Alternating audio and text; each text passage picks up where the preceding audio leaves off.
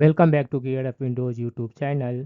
In this video, we will guide you on how to change website appearance in Vivaldi browser on Windows 11 or 10 PC.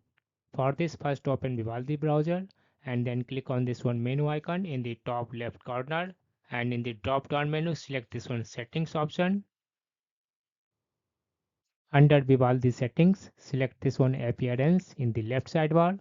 On the right, under website appearance, you will see color scheme is set to auto by default. Here you can select light or dark theme. In case you select this one dark theme and you want to force all websites to follow dark theme, then check this one option, force a dark theme on all websites, and then close this one settings window, and now open any web page that you want to visit, and you will see that it will load in dark mode automatically on your Windows PC in Vivaldi browser.